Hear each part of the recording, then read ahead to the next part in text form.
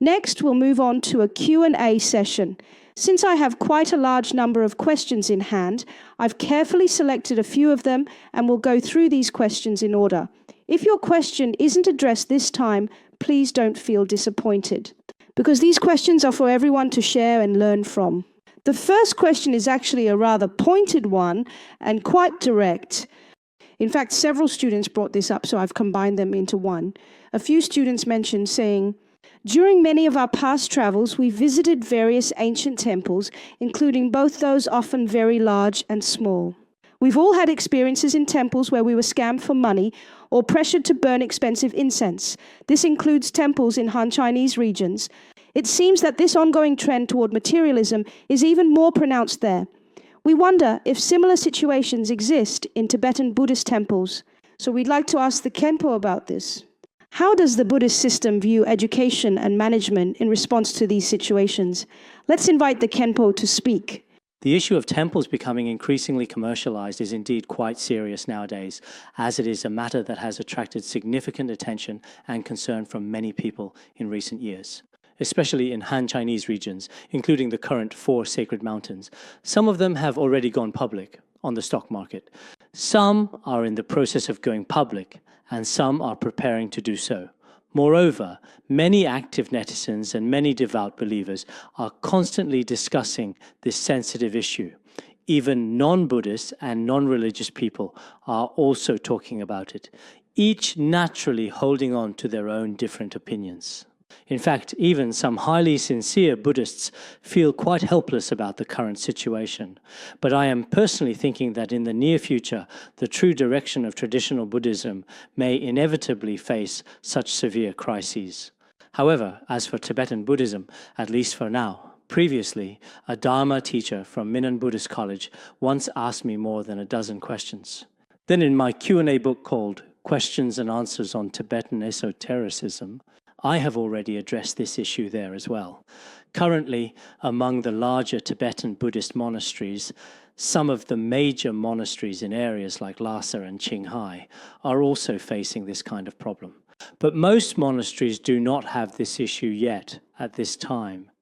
The so-called selling of expensive incense or the phenomenon of strong commercialism so far is not apparent. However, I have recently noticed that several government departments have also recently and officially issued a new document regarding the current situation of selling expensive incense in temples or the practice of combining religious activities with tourist attractions. This document aims to address these issues in detail. There are slightly different attitudes toward this. I think that if these measures can truly be implemented in the future, it could be a significant help for Buddhism. In fact, I have mentioned on different occasions that it would really be best if Han Chinese Buddhist temples did not sell entrance tickets, because temples are not actually short of money, and if they simply sell such expensive tickets anyway, then gradually it becomes hard to tell whether it's a temple or a tourist attraction. So I sincerely hope that in the future, all temples will make every effort to avoid engaging in real commercial activities as much as possible. In Tibetan Buddhism, including at the Buddhist Academy where I am, some time ago, a group of officials came to talk to us. They said tourism must be opened up and certain things must be done. We later said that maybe we won't necessarily be able to completely stop it, but for now, we sincerely hope to remain a Buddhist academy. We are a temple, and we need to maintain a pure and peaceful environment. Of course, if some tourists come just to look around on their own, that's fine too. But it's best not to tie it to economic interests, because once it becomes linked to money, everyone becomes exhausted, and it just doesn't feel right for anyone at all. So we really hope that in the future, so-called Buddhist venues can maintain their purity and tranquility and bring people a genuine and lasting sense of peace and true harmony. Thank you, Khenpo. In fact, everyone present here today can truly feel this sense of peace and happiness. My second question, Master, what is the most essential difference between the temporary worldly happiness that we constantly pursue and the ultimate happiness that completely transcends the world? Can we, by pursuing worldly happiness, cultivate renunciation and bodhicitta and ultimately attain true transcendent happiness? Actually, the main difference between worldly happiness and transcendent happiness is that transcendent happiness goes beyond our temporary feelings. As everyone knows, simple, ordinary worldly happiness mostly comes from fluctuating emotions, material wealth, or simply enjoying a cup of tea while basking in the warm afternoon sun. Truly, this just represents a common earthly happiness. But true transcendent happiness first relies on renunciation, understanding that all of samsara within the three realms is suffering. Then one develops bodhicitta, the intention to benefit countless sentient beings throughout the world. Gradually one gives rise to the wisdom of selflessness, realizing the emptiness of all phenomena, free from conceptual elaboration. At this point you develop wisdom, realization. The happiness from this realization is generally very difficult to describe using language, words, or any form of expression. At this time, it truly is beyond words and inconceivable. Just as described in the Heart Sutra, it is a state where form is not different from emptiness, and emptiness is not different from form. But to express this with language is exceptionally difficult. It is hard to convey its true inner reality. I think that if many of you here truly make the necessary effort to practice and meditate regularly, in fact, many states described in Buddhism, the so-called great bliss and happiness, have been attained by countless great masters and sages throughout history, all through cultivation. In the end, they realized the state of selflessness. Therefore, as long as you have faith, as long as you have conviction, I truly believe that everyone can reach such a state. It's just that some people's merit is not yet sufficient, and some people's faith is still lacking. The most crucial thing is, above all, to have faith. If we lack faith and hold wrong views or a contemptuous attitude, then such transcendent happiness is definitely unattainable. Therefore, we should first develop and cultivate a mindset that actively seeks transcendent happiness and actively combine courageous diligence with unwavering faith in our actions. In the end, what we attain will surely be genuine great bliss. Thank you very much, Khenpo. Following up on the previous question, there is another related question. Continuing from the previous inquiry, if I may. This friend asks, first of all, what is bodhicitta? After experiencing the many sufferings of the world, some people make the decision to become monastics, while others are ordained from a young age. Is there a difference in their awakened nature? As for the so-called bodhicitta, I also briefly explained its definition and meaning earlier today in my afternoon lecture. Whether one chooses to ordain from a very young age or makes the decision to do so later in life, in fact, the true key to awakening ultimately lies in one's own diligence, karmic connections, and innate capacity or potential. If someone happens to lack diligence, then even if they ordain from childhood, they may not necessarily attain enlightenment early on in their spiritual journey. If your diligence and faith are especially strong, then even within a short period of time, I firmly believe that some people can also achieve enlightenment and attain truly extraordinary states. This also depends on the different degrees of personal diligence and faith that each individual person possesses.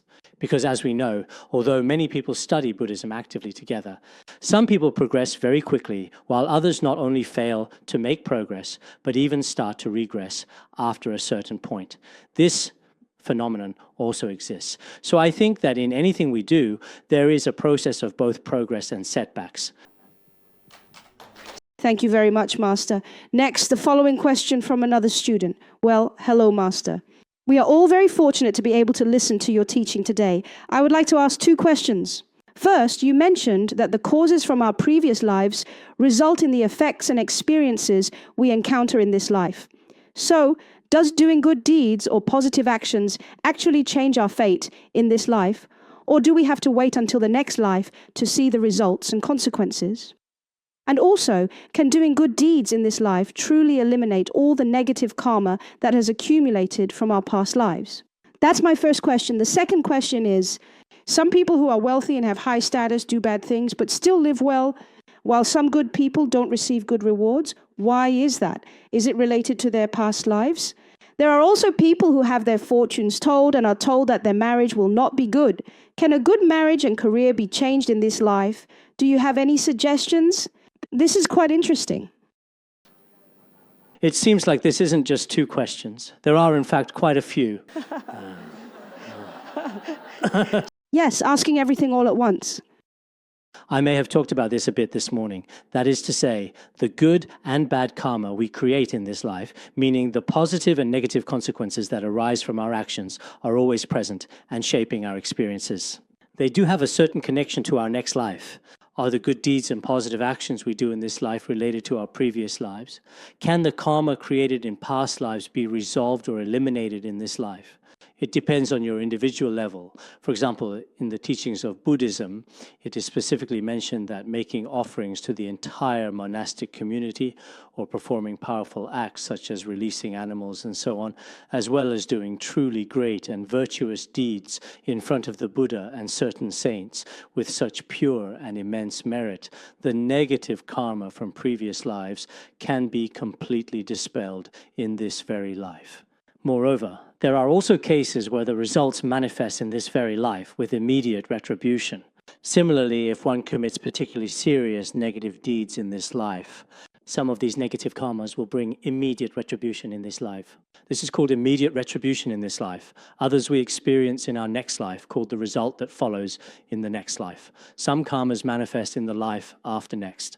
And some karmas may only be experienced after several hundred or even thousands of years. Only then can they be experienced. Therefore, karma is extremely complex. It is also an immensely vast and universal kind of secret. This secret can only be understood after studying the principles of karma and its effects. So, I think the person who just asked the question may be somewhat skeptical and not particularly knowledgeable about the Buddhist concept of karma and its consequences. The karma created in previous lives is not all experienced in this present life. Some of the karma created in previous lives can be lessened, but some may not necessarily be. If you have committed particularly serious karma, that is also possible. It's just like in the world today, doing good deeds and committing offenses are the same in this regard. Some bad deeds committed now may only be punished decades later. Some will be punished in a very short time. Some may not be discovered for the time being, but in the future, you will have to bear the consequences yourself. So this complex issue is basically the same as breaking the law in the secular world. Thank you, Khenpo. The next student's question is also very interesting. They said, today's lecture is titled, "The Root of Happiness is the Mind." Since all phenomena are empty in nature, why should we be attached to whether we are happy or not? Thank you very much, Master, for your thoughtful and insightful response. Because the ultimate reality of all phenomena should be perfectly complete stillness and peace. Perhaps he has already fully realized the profound emptiness of existence. So for him, there's absolutely no further need for a formal lecture on worldly happiness. Many people present here, although all phenomena are empty in nature, many of them have not yet reached such a high level. That's why today's lecture is necessary. If they gradually, step by step, reach your level, it would be like when we finally and formally obtain a very challenging doctoral research or highly specialized professional degree. The knowledge we previously learned can be encompassed within it, or at that particular point in time, it's like gazing out at other mountains from the top of a peak. This is partly a joke, and partly, when we say all phenomena are empty, we are referring to the ultimate nature of things. The aspect of happiness we're discussing now is based on conventional appearances. We cannot mix up conventional appearance and ultimate reality. I often use analogies from physicists to illustrate. For example, when a physicist observes this bottle from the perspective of ultimate reality, he sees that it is made up of many tiny molecules and atoms. But even Einstein admitted, if you ask if this bottle can hold water, he would agree. On appearances, he wouldn't say it's all just particles, that there are only water particles and others, and so it can't hold water. He wouldn't acknowledge it. So, in Buddhism, we do not deny the phenomena that appear before us. We do not deny the so-called emotions of this world either, whether it's all our happiness or suffering, even though these are like illusory dreams, they do clearly exist vividly within the subjective dream. Just as the great Chan Master Yongjia said, before we wake up from such a dream, everything is still truly present for each person.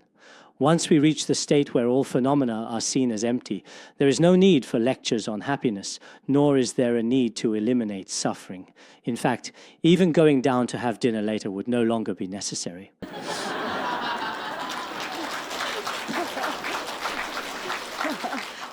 Thank you, Khenpo. Next, there are two questions from our friends that are a little bit heavy, and they are as follows. Let's take a moment to reflect on them as well.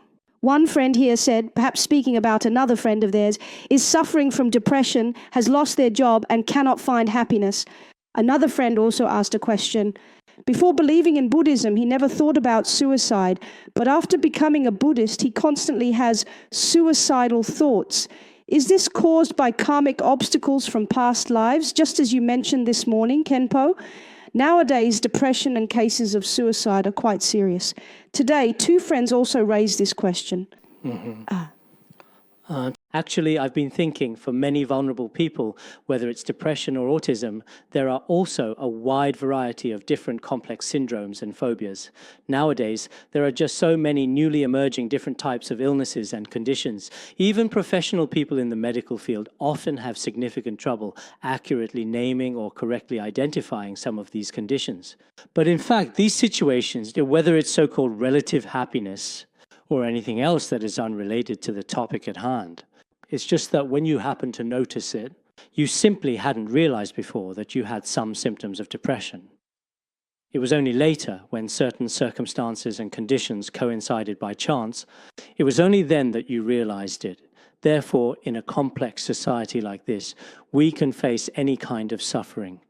There's really no need to resort to so-called suicide or to make such tragic, extreme, and utterly excessive choices. In fact, that's widely considered a very regrettable and deeply unwise act in this modern world. As long as we are alive, we really can overcome anything else. Even if you don't have a lot of money, high social status, fame, and so forth, as long as you have your life. In this day and age, I really don't think you'll actually starve to death, honestly. Sometimes certain feelings of depression and fear are, of course, related to past lives, if, in this life, you truly owe a life or have karmic debts. I'm afraid it can be very difficult to overcome them at times. But some are brought about by temporary grudges or resentments of your own. For these situations, we should often recite the heart mantra of Guru Padmasambhava, Om Ahung Benza, Guru Pema Siddhi Hung.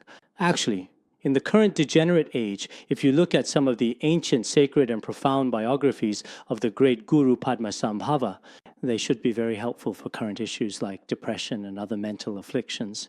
In this age, there are all kinds of illnesses caused by negative karma. Reciting the mantra has a very significant effect and benefit. It is very meaningful. So I think for many people, in this degenerate age, there are some especially hard-to-name diseases of all kinds, as well as many uncontrollable fears and unexpected harm from various malevolent non-human entities prevalent within this troubled era. This is what is explained in Buddhism. In Tibetan medicine, there are also specific discussions about harm from non-human entities, such as fierce spirits, evil spirits, and demons. Some people say this is superstition, but actually it is not superstition. To be honest, the existence of ghosts and hungry spirits is something I think you can't really deny. Therefore, in such circumstances, I always recommend, no matter what, in this day and age, it is most suitable for us to recite the mantra of Guru Padmasambhava. Whether you believe it or not, for example, with this medicine, whether you believe in it or not, as long as you take it, it will have an effect on you. In the same way, with these mantras, whether you believe in the Buddha or not, even if you just treat it as a kind of detoxifying mantra, that's fine too. For example, in India, there are many, many Brahmanists. Some of the practices in Brahmanism don't require faith. But as long as you recite its mantra, some mantras that have been blessed by sages, even now they're especially effective and have great medicinal power.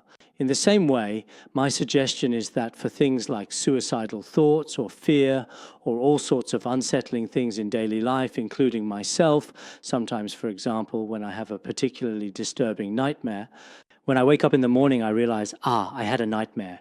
I start to wonder if I'm sick or if I'm about to die soon. So I begin reciting the Guru Rinpoche mantra 100 times. Then I just go back to sleep. After falling asleep, I feel very comfortable. Maybe it has something to do with my own faith. In any case, I hope that the Guru Rinpoche mantra is truly effective. 好. Thank you, Master. I sincerely hope that the friend who just asked about depression earlier can go back and kindly offer this helpful suggestion to their own friends as well. All right, the next question is, first this student says, "Thank you, Khenpo, for bringing us such a wonderful lecture.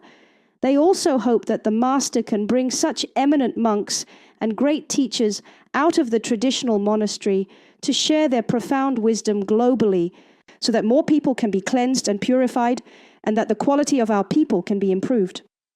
This friend also hopes that these eminent monks and great teachers can become as widespread as Bill Gates and Steve Jobs' computers and mobile phones so that everyone will love them." Now, he raised an important and significant question. It's relatively easy to restrain or control our actions and speech. That is, things like being vegetarian and so on, which people often talk about. These are relatively easy to do. But how can we restrain impure or unwholesome thoughts? How can we achieve this in practice? Here's how it is. Actually, no matter what it is in this world, just like the noble and selfless aspiration he just made, we must actively pursue anything that meaningfully benefits our modern human society with constant courage and total dedication. All these virtuous teachers in the world should try to spread some of their most transformative ideas through various digital channels in the future. For this kind of wide dissemination, whether it's the dedicated and hard-working relevant staff or the departments and organizations in charge, they should all do their utmost to collectively support and foster a strong sense of enduring enthusiasm for it. In this way, we sincerely hope that the world we live in today does not lose its true and original essence, and that everyone's face should reflect genuine kindness, deep compassion, heartfelt gratitude, and also a sense of peace and a smile. If so, the whole world will become very beautiful, very warm, and very comforting. This is truly needed, so sometimes we must proactively embrace our shared. Just as Teacher Wu mentioned earlier, I feel the same way myself. Many people here truly do strive for truth, goodness, and beauty. However, in this era, I'm afraid that is very difficult indeed. When I cross the street, I see the faces of many different people.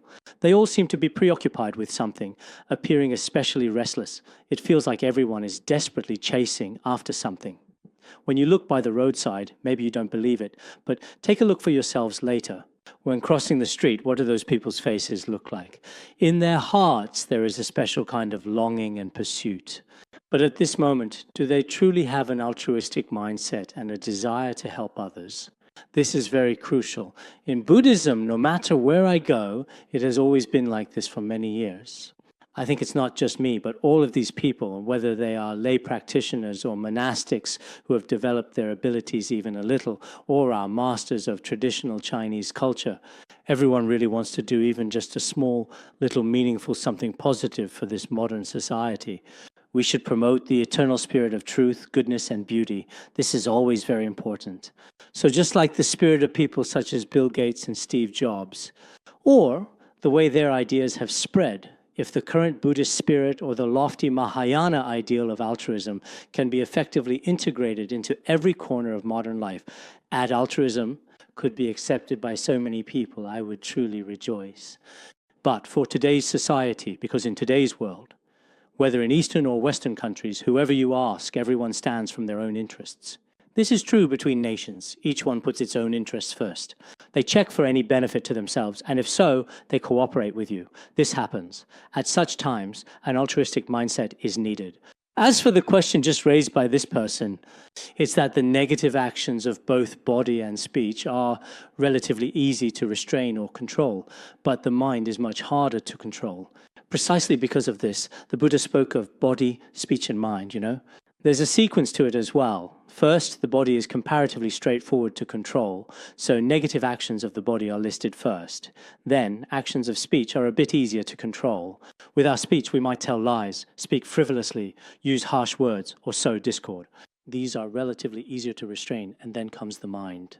The greed, anger, and ignorance in our minds are indeed much harder to stop. At this point, what we require of ourselves now is that, at the very least, we should try our best to protect our actions and speech. It is, of course, quite difficult to control the thoughts and intentions that arise in our minds. This requires a process. Take it slowly, step by step. You need to diligently train yourself over the long term to continually work on overcoming your own inner afflictions. Gradually, over time, your mind will improve. This should be a long-term practice, ultimately reaching the highest and purest state. Thank you very much, Khenpo. I really appreciate your insights. This friend is very kind-hearted, and he mentioned that paying respects to the teacher. Earlier, you mentioned that helping others brings happiness. But many times during the process of helping others, because our abilities are limited or we are unable to truly help the other person, they still remain in pain. This situation makes me feel very down, very sad and shaken. A tiny bit of strength seems so insignificant. Is it really helpful to others? Is it still worth persisting? What is your view on this? In the age of Dharma decline, you have also encountered obstacles and difficulties in the process of spreading the Dharma. So how did you overcome them? Please, Master. Regarding this particular question, when we are doing good deeds, generally speaking, there are quite a lot of adverse or unfavorable conditions, especially in today's society. If one commits evil, it is actually more likely that favorable or advantageous conditions will arise. But no matter what, I see that just now this person really wants to do good deeds, but lacks the strength or ability. Perhaps during the process, sometimes some resistance arises, and sometimes the scope of what he can do is rather limited. This is possible, but this is how I see it from my perspective.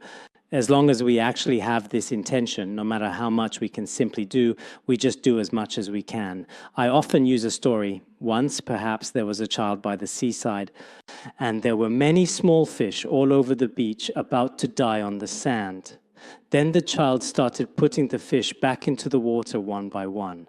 Other people told him, "There are so many poor fish.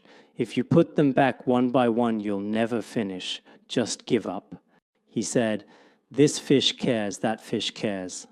As he put each one back into the water, he said aloud, "It cares, it cares." This story always deeply moves me. In life, we always do our best and give our all.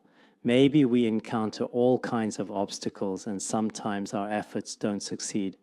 But I have no complaints, no grievances at all.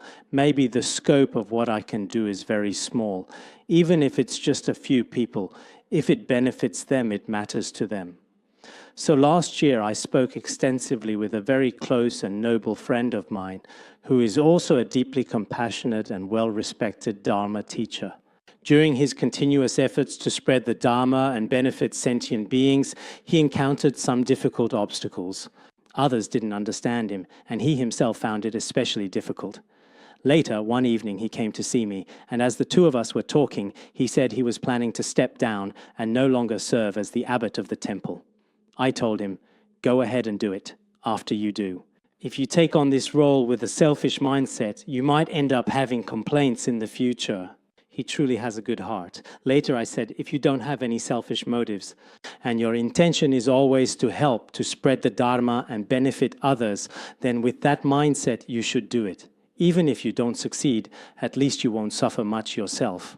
Later he said that these words had a certain impact on him. Now his temple has about 500 people. He is still one of the main members. There are 2 or 3 of them. Some time ago, he came to see me again. He said that those words seemed to give him some room for reflection. If I had taken on the role with a selfish mindset, I might have had a lot of regret if I didn't succeed. If I am not acting out of selfishness, but entirely out of altruism, then even if I don't succeed, I would think it's because sentient beings lack merit. It's because their karmic connections aren't sufficient, or my own causes and conditions aren't enough. So I myself shouldn't feel much regret. Therefore, I think that on the road ahead in our lives, we should just do as much as we can manage. As long as we still have breath, we should continue doing good deeds, little by little, each and every day. As for bad deeds, even if we can only stop a little, we should do our best to stop them. Ideally, we would do no evil at all and perform all good deeds. But this is something we do face certain difficulties with. So we should try our best to do good and to refrain from evil as much as possible. It depends on our own capacity and abilities. We should act within our means, doing as much as our strength allows. Now, the next student has this question. May I ask, Master, in the context of modern society, as a lay practitioner, what specific methods or practical approaches of consistent daily practice can help us achieve more meaningful and diligent results? I personally believe that in today's society, as a lay practitioner in the modern world,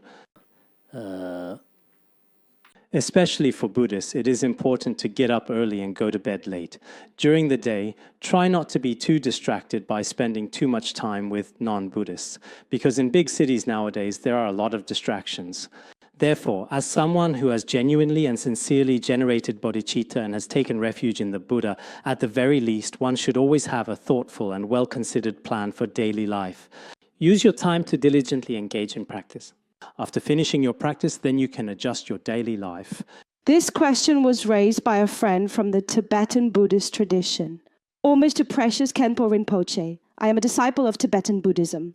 Under the careful guidance of my guru, I practice Guru Yoga every single day. May I ask, is Guru Yoga equivalent to the meditation that Khenpo teaches?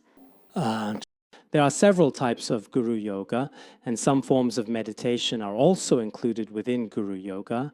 For example, by vividly visualizing the compassionate presence of the root Guru in front of yourself, regard him as all Buddhas and Bodhisattvas, the embodiment of all Buddhas of the 3 times.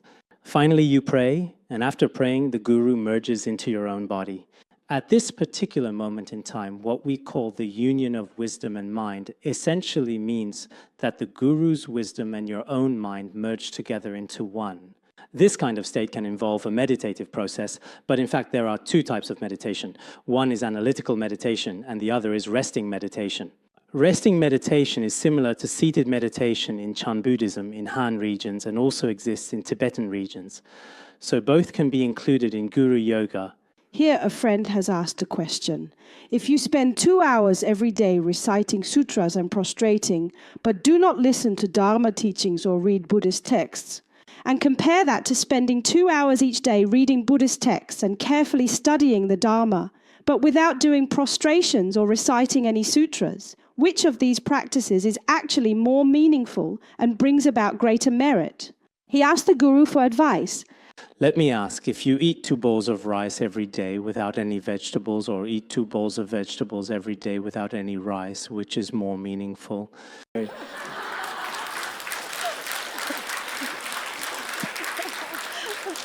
No. Does this friend understand now? The question our friend asked is also very endearing. Here's another question, which seems a bit more specialized. He said, "Hello, Guru. There is a question that has been troubling me for a long time. The 6 realms of samsara seem like a system, or like a huge, constantly operating machine. The sentient beings in the 6 realms are like the individual parts within this machine, while the compassionate Buddha stands beside the machine, constantly rescuing suffering sentient beings from it.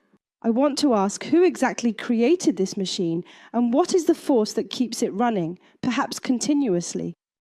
It's like this. All of the sentient beings that exist now currently in the 6 realms of samsara, it's not as other major religions say that someone deliberately created it. Using a complex machine as a metaphor is also not very appropriate, because the 6 individual realms of cyclic samsara are truly boundless and infinite, and infinity, one simply cannot succeed in using something finite to describe something infinite. That is also not reasonable. Moreover, the idea that the Buddha is standing at the other end of the machine, constantly calling out to save us, I'm afraid such a phenomenon doesn't exist either. In reality, the things we carry out follow a universal natural law. For example, if we administer poison, it will naturally produce a harmful and poisonous result. In the same way, if we engage in negative actions, they will inevitably and naturally bring about a result of suffering within our minds. So, before we awaken from the dream of samsara, every sentient being continues to cycle endlessly. Although there is no specific author, no identifiable creator at all, this cycle of samsara is formed by such a process of rotation. This phenomenon is what is called the 12 links of dependent origination. If you understand the principle of the 12 links, then you will know what the 6 realms of samsara are really about. Especially in Buddhism, where we talk about suffering, the cause of suffering, cessation, and the path, if you do not understand the principle of these 4 noble truths. If you simply use a factory machine as an analogy to compare with the 6 realms of samsara, such a metaphor and its intended meaning are actually not really appropriate or accurate in this particular context.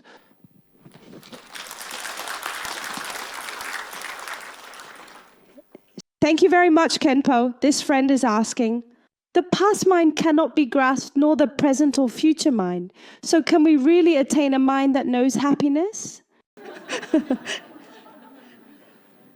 The past mind cannot be grasped. The future mind cannot be grasped. The present mind cannot be grasped.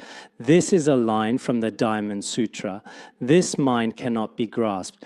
In fact, it truly cannot be grasped. At this point, even the mind of happiness cannot be grasped. You could really put it that way. So why do we still actually seek it? Although in the ultimate reality, the mind cannot be grasped, as I just mentioned, we have not yet attained or reached that profound state. If anyone here has genuinely realized and deeply understood that the past mind cannot be grasped, the present mind cannot be grasped, and the future mind cannot be grasped, then I know that their life would be just like that of Milarepa of Tibetan region, or Jigong, the legendary monk from China, or like Nagarjuna Bodhisattva from India, who was entirely carefree and thoroughly unrestrained without any limitations whatsoever. But what is it that we understand right now? It's only at the level of words. We haven't even understood it theoretically yet. If we understood it even on a theoretical level, we would examine whether our present mind can be obtained or not. We would use time to examine whether the future mind can be obtained. This is actually a specific analytical method in Madhyamaka philosophy. At this point, it's not just the mind of happiness. Even this very scene right now, all of the luxury 5-star hotels or the prestigious schools, none of them can be obtained either. It's not just about the mind. Even external things cannot truly be obtained. But when we have not yet realized this state, in our own experience, indeed, we do experience happiness and we do experience suffering. Therefore, we must strive to help all countless sentient beings to be completely liberated from suffering. This extraordinary happiness can be either a temporary relief or the ultimate enlightened happiness. As for temporary happiness, it comes from our sense of contentment and satisfaction. And ultimate happiness is truly cutting off the afflictive and cognitive obscurations and attaining the fruition of an enlightened being. At that point, it can be called a kind of happiness, a happiness that can be described in words. Thank you, Khenpo. There is a friend here who has raised a question. If this question is from a student in the Chinese classics class. I believe that if you have studied the Diamond Sutra, you will probably be very familiar with this question. This friend mentioned that some time ago they came across a passage that was very profound, but they wanted to understand it clearly. It's what we often refer to as the 3 realms of life. The first realm is seeing mountains as mountains, seeing water as water. The second realm, seeing mountains not as mountains, seeing water not as water. The third realm, seeing mountains still as mountains, seeing water still as water. All right, let's take a moment and invite Khenpo to thoroughly explain and elaborate on these 3 different realms.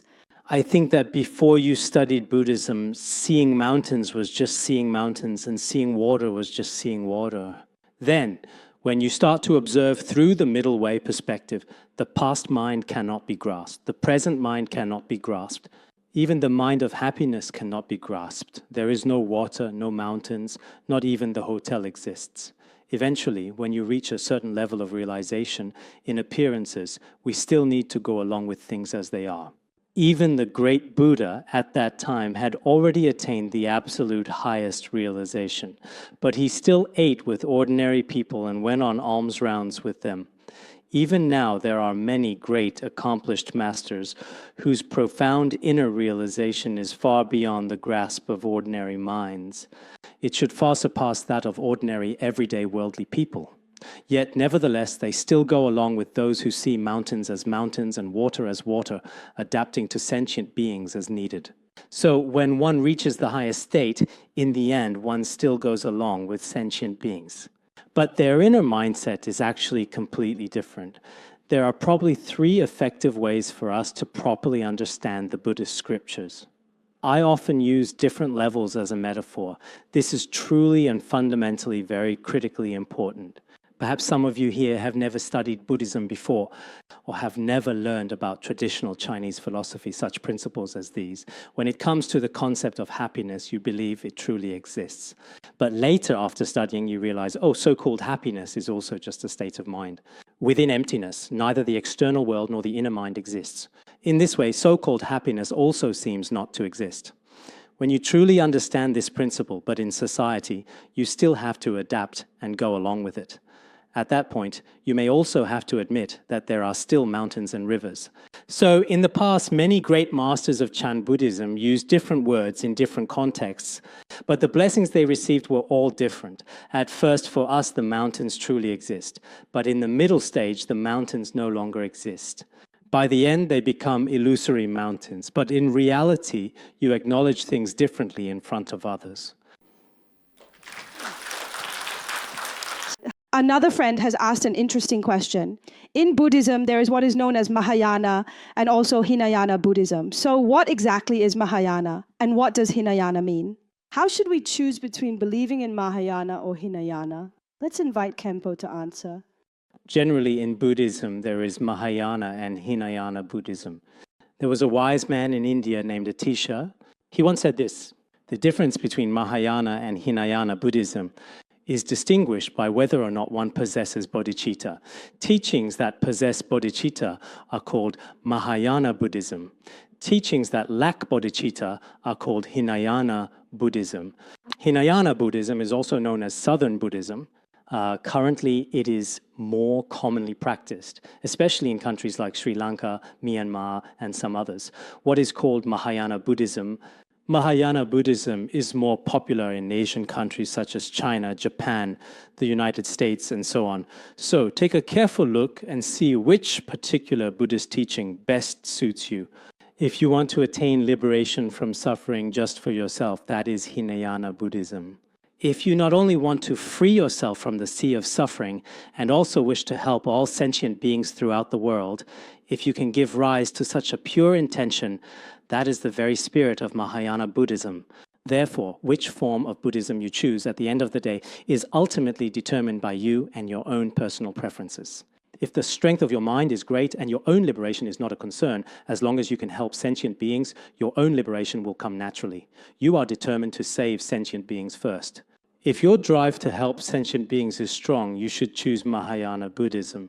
If you think, I myself, in Chinese Han Buddhism, very few now seek rebirth in the Pure Land. Some Pure Land practices are followed by many people who do not wish to save sentient beings. They just want to go to the Pure Land, to Amitabha Buddha, and enjoy themselves there. Actually, this mindset is similar to that of Hinayana Buddhism. I wouldn't say it is Hinayana, but I mean it is similar. So, if you are simply seeking happiness for yourself, that belongs to the Hinayana path. But the genuine aspiration for all sentient beings to be free from suffering and attain happiness belongs to Mahayana Buddhism. So it's on yourself to choose. This friend has raised a question that's a bit specialized. In Guru Yoga visualization, if one does not yet have a root guru, is it possible to visualize Padmasambhava as the root guru? There are 2 primary methods for answering this question. One is like that of the omniscient Longchenpa, as described in sacred treatises such as Finding Comfort and Ease in the Illusoriness of Things. It is said that the meditation image of the guru is best not to be changed. Whatever form your guru takes, you should directly visualize the guru in that form. There are also other instructions in some texts that say the essence is your own root guru, but the visualization can be in the form of Padmasambhava, Manjushri, Avalokiteshvara, or other deities. So this is an issue I have analyzed before. It depends on whether you have faith in your guru as if he were a Buddha. If you have faith in your root guru as you would in a Buddha, then you don't need to change his form. Just directly visualize your own guru. If your faith in him is still insufficient, then you can visualize him as Padmasambhava or other such figures. In this way, you won't develop wrong views. In essence, he is inseparable from all gurus, but in appearance, he manifests as Padmasambhava, Manjushri, and so on. Therefore, the method of visualization is also determined by the level of your own faith and understanding. All right, next student. Homage to the greatly kind guru. This is the question being raised. We often make mistakes in dreams, but mistakes made in dreams are not considered real mistakes. However, our current reality is itself a dream. So why are the mistakes we make in this reality considered actual mistakes? The mistakes we make in the dream of reality are also not considered mistakes once we attain Buddhahood. At that time, I will know completely. At that time, I will have finally awakened from this dream of reality, you know, just like when I wake up now from a dream at night, returning to the real world. Actually, people have 3 layers of dreams. The first layer is the dream within our dreams. The second layer is the dream of our current life. The third layer is when we are completely awakened at the time of attainment. This is from the treatises of Master Chandrakirti. It is discussed in related treatises. According to the Pratimoksha precepts, sometimes when we break precepts or make mistakes in dreams, sometimes when we wake up, although there may be some subtle negative karma, it is not a complete or major transgression, not a serious mistake. But even the mistakes you make now, when you finally attain Buddhahood, achieve realization, and truly understand that life is like a dream, at that point you will not make mistakes. But because our current life is like a dream, we are only saying this verbally. In reality, we have not yet awakened from this dream of reality. When the day comes that you are fully awakened, all the negative karma from the dreams you had today will not pose any threat to you at all.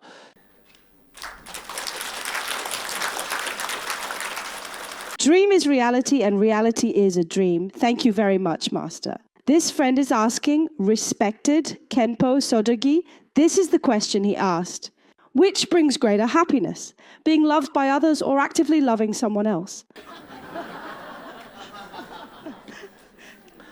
His actually probably depends on your own personal and subjective mindset, because as we analyzed carefully this morning, so-called happiness is actually a kind of deep emotional attachment. And when it comes to attachment, whether it's either active or passive, the actual final outcome depends on to what extent you achieve genuine satisfaction. If you feel a stronger sense of satisfaction from being proactive, then the effect is better. If you feel more genuinely satisfied when it's passive, then that effect is probably better.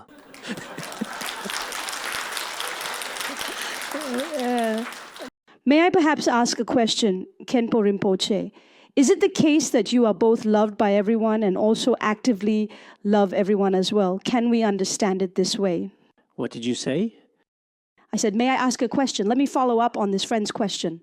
I wonder, Khenpo Rinpoche, are you perhaps someone who is both loved and also actively loves everyone? That depends on each person, as everyone brings their own life experiences to the question. Because indeed, love is a rather special word, one that can carry different meanings and emotional significance for different people, depending on their personal understanding. I have mentioned this before in other settings. In Han Chinese culture, the word love is something that many young people, as well as many others, are especially attached to. However, in Tibetan culture, and also in some other cultures, including, as far as I'm aware, certain other ethnic cultures, this particular term is, in essence, quite vague and tends to blend together or merge with other related states of mind. For example, the so-called feelings of liking or happiness, these particular words are completely merged together with it. Once, when we were compiling a dictionary, we tried to translate the so-called Han Chinese word love. Originally, we tried translating it into a unique, specialized term in Tibetan, but we really couldn't find one. So in some other ethnic groups as well, where language patterns differ, the so-called love might also be rather conceptually vague. Some of you might not understand this situation and wonder, how is that possible? If even this concept is vague, does that mean they become a different kind of sentient being? but actually that's not the case. Under these circumstances, it really depends on each person's culture and customs. It also has a lot to do with one's own attachments and the topics that are promoted. I believe the guru must be very happy. This question from this student, I believe, is something many students might want to ask. I feel like my entire life so far has been too excessively bitter. I want to ask if there is a powerful way to practice for immediate positive karmic results, to effectively change my troubled fate in this present lifetime. I seek the Guru's guidance. Actually, many of the virtuous good deeds that we do now are the most effective way to slowly but truly change and transform your own destiny. You may have studied the 4 lessons of Liu Fan, as well as some other important treatises on virtue. Buddhism does not say that everything is simply predestined. It's not that everything is completely controlled by past karma. There's actually no such thing. It's true that to some extent, karma already plays a leading role. But if we ever want to change our future lives, when we actually do many more virtuous good deeds, things can truly and definitely miraculously change. Moreover, in our current fast-paced, challenging modern world, many people shouldn't think that our current suffering is unbearable. We shouldn't think that way. In fact, much of our suffering is a kind of fundamental underlying tone of life, an inherent mindset of human existence. So if we can accept this so-called suffering in a positive and constructive way, it may not actually be that painful. For ordinary people, the pain from severe physical illnesses is really hard to endure. Aside from that, for most mental suffering, you can actually make adjustments. Actually, over time, you may find ways to cope. It's like what I talked about this morning. Everyone here should really feel very happy. Why is that? If you actually go to a hospital and take a look, you'll truly see that many people are deeply suffering. I've been to some large prisons before, and for the unfortunate people in those prisons, their one and only sincere hope is to have a single good conversation with their own loved ones for just about an hour. Many inmates have this wish. Their only request is, in fact, people in the world communicate and connect with their friends and family members every day. But at those times, we still feel absolutely miserable and often end up arguing or even quarreling with them. If you were truly locked up in prison and then got a rare chance to finally come out, just to have a good conversation with your family for a while, you might feel fulfilled for your whole life. So sometimes our own suffering and happiness in daily life are entirely determined by a kind of attachment in our minds. On these issues, we may still need a lot of more deep reflection. We shouldn't just think, it's so hard right now, what should I do? If a person lives their whole life in a constant unhappy state of resentment, they actually won't be happy. We should learn to go with the flow. Personally, that's how I am. Whatever I do, if I succeed, that's great. If not, I just let it be. But that doesn't mean I'm passive. I still put in the effort. No matter what it is, as long as it's meaningful and beneficial to everyone, we shouldn't give up on it. We should strive and do our best. This is a question from a dear lay Buddhist friend. Homage to the respected teacher. As a lay practitioner, I have been a vegetarian for a long time and also observed the 8 precepts. In daily life, I often face passive killing with food. For example, friends may order dishes where animals are killed on the spot. Some notice, some do not. How should I handle this? Even reminders rarely help. Also, regarding eggs and milk, are they permissible to eat? Thank you. I would like to ask Khenpo for guidance. When observing the 8 precepts regarding the issue of ordering live-killed animals, I think most Buddhists generally do not order live-killed animals. I also briefly mentioned this morning, indeed, nowadays, whether it's at weddings, during the New Year, or at gatherings with friends, many innocent fish, frogs, dogs, snakes, and so on are killed. Honestly, I know that for many of you, it's really hard to completely avoid these unfortunate situations. But in reality, you should still make a sincere effort to repent as much as possible. In my life, what I least want to see is the killing of sentient beings. If someone were to ask me, what is it that you least want to see, whether it's killing people or killing other sentient beings, even before I became a monk, whenever I saw cows being slaughtered in Tibet, I would run away. It was incredibly difficult and truly unbearable to witness. I also hope that many of you here have good roots of virtue. So try your best in this regard, because honestly, it's not good for yourself. If you kill a lot of sentient beings, your later years, your descendants, there will definitely be a lot of karmic retribution on your own body and mind. At the same time, when observing the 8 precepts, as long as you have not personally managed, handled, or killed it yourself, and you are truly powerless to do anything about it, perhaps you simply cannot prevent it from happening. Of course, it is very important to maintain purity and integrity as much as possible. Now, regarding the issue of vegetarian, especially eating eggs, in Chinese Han Buddhism, those who observe the purest form of vegetarianism generally do not eat eggs. This phenomenon also exists in Chinese Han Buddhism, but generally speaking, many modern biologists, as well as certain scholars and recognized experts, also believe that eggs do not actually contain real, actual life.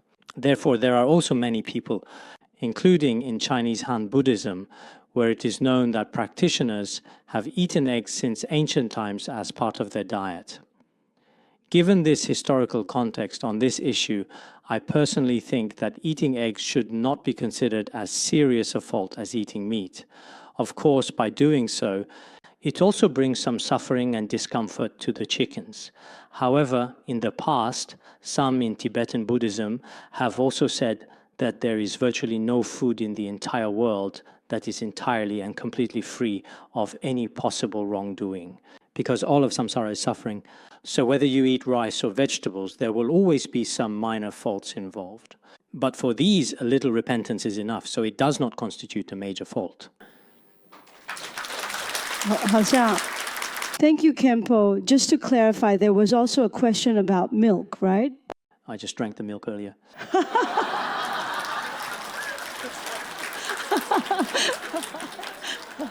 Everyone can feel at ease drinking milk, but there are real concerns about things like melamine being added, and that's really what people often worry about. Also, we only have a little bit of time left. I'll now take 1 or 2 more questions for this live Q&A, okay?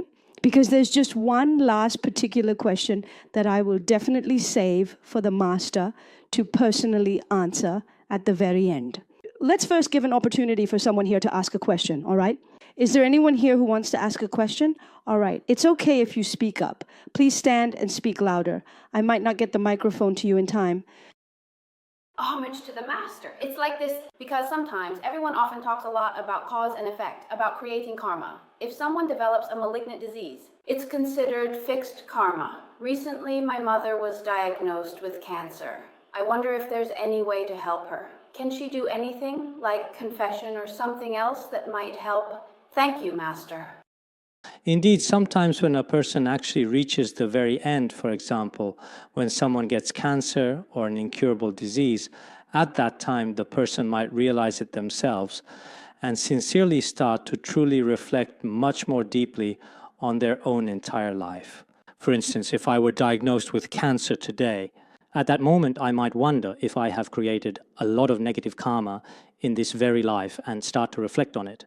But by then, it's already too late. So I think to extend on the question just now, in your daily lives from now on, everyone should try to examine themselves first. Which actions are relatively minor and won't result in serious negative karma, and which ones carry very heavy negative karma? Even though many people around us may be committing these negative actions, it's advisable for you to make your own choices in your own life.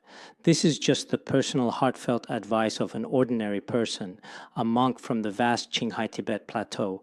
These are my sincere words from the heart. I hope that as we go through life, we can each make our own choices, especially regarding those things that could harm our lives, not just in this life, but in lives to come. Everyone should try to be cautious and pay attention. Of course, regarding her mother's current illness, nowadays, what we call cancer is indeed proven to be very difficult to successfully treat in most cases. But just the day before yesterday, while chatting with a few teachers, we mentioned that some cancer patients, when they truly and wholeheartedly recite the Amitabha's name, sometimes, as if by a miracle, some of their illnesses actually get better. This doesn't happen to everyone. So I sincerely hope that no matter what, she can make every effort to recite Amitabha Buddha's name and do some repentance practices until the very end. For her own sake, whether she survives or passes away, there will be a truly tremendous benefit. Therefore, we see that for some people, when their lives are truly coming to an end, even having them recite something meaningful, such as Om Mani Padme Hum or Namo Amitabha, can be very significant. Even reciting just a portion of such mantras carries great importance. As relatives and family members, we should always try our best to do good deeds for them. This includes releasing animals and other virtuous acts, all of which will definitely be helpful to them.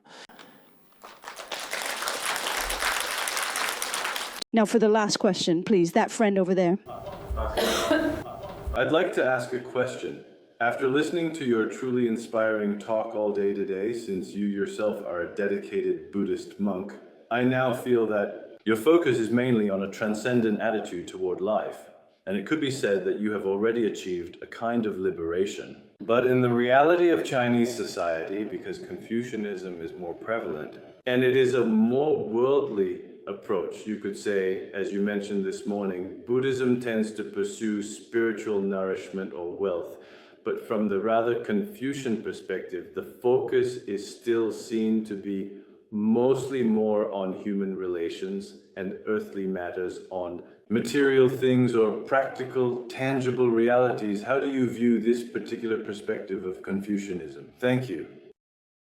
Let me explain. What you just mentioned is Confucian culture. It hasn't yet become a religion. Confucian culture is an important and notable worldly philosophy. I'm actually quite interested in these three very distinct traditions: Confucianism, Buddhism, and Taoism.